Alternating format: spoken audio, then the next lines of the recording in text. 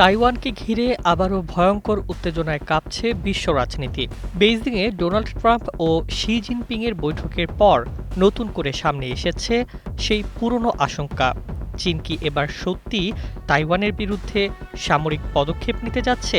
আর সেই শঙ্কাকে আরও বাড়িয়ে দিয়েছে তাইওয়ানের কড়া বার্তা, আমরা স্বাধীন, চীনের অংশ নই।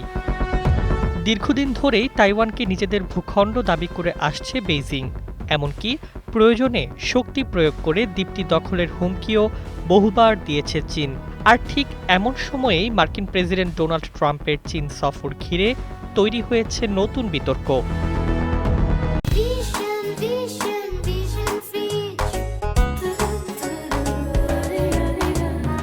বেইজিং সফরে শি জিনপিং নাকি ট্রাম্পকে সরাসরি সতর্ক করেছেন, তাইওয়ান ইস্যুতে ভুল পদক্ষেপ পুরো অঞ্চলকে সংঘাতের দিকে ঠেলে দিতে পারে। এরপরই ট্রাম্পের মন্তব্য যেন আরও উদ্বেগ বাড়িয়েছে। ফক্স নিউজকে দেওয়া সাক্ষাৎকারে তিনি বলেন, আমি চাই না কেউ স্বাধীন হয়ে যাক, যুদ্ধও চাই না। বিশ্লেষকদের মতে ট্রাম্পের এই বক্তব্য তাইওয়ানের জন্য বড় ধাক্কা হিসেবেই দেখা হচ্ছে, কারণ এতদিন যুক্তরাষ্ট্র প্রকাশ্যে তাইওয়ানের স্বাধীনতার বিরোধিতা না করলেও এবার ট্রাম্প অনেকটাই বেইজিংয়ের ভাষায় কথা বলেছেন বলে মনে করা হচ্ছে। তবে পাল্টা জবাব দিয়েছে তাইপে। তাইওয়ানের পররাষ্ট্র মন্ত্রণালয় স্পষ্ট ভাষায় জানিয়েছে, তাইওয়ান একটি সার্বভৌম ও স্বাধীন গণতান্ত্রিক রাষ্ট্র, এটি গণপ্রজাতন্ত্রী চীনের অংশ নয়। একই সঙ্গে তারা বলেছে, যুক্তরাষ্ট্রের অস্ত্র সহায়তা শুধু নিরাপত্তা প্রতিশ্রুতি নয়, বরং আঞ্চলিক স্থিতিশীলতার অংশ।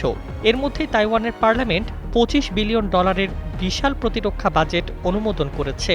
এই অর্থের বড় অংশ ব্যয় হবে মার্কিন অস্ত্র কেনায়। কিন্তু ট্রাম্প আবারও বলেছেন, অস্ত্র বিক্রির সিদ্ধান্ত চীনের ওপরও নির্ভর করছে। এই মন্তব্যে তাইওয়ানের রাজনৈতিক অঙ্গনে শুরু হয়েছে তীব্র উদ্বেগ।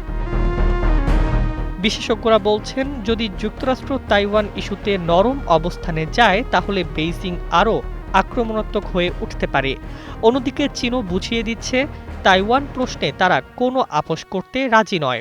এখন প্রশ্ন একটাই, এই উত্তপ্ত কূটনৈতিক লড়াই কি শুধু কথার মধ্যেই সীমাবদ্ধ থাকবে, নাকি প্রশান্ত মহাসাগরে সত্যিই নতুন যুদ্ধের আগুন জ্বলে উঠতে যাচ্ছে? News desk, 21 television.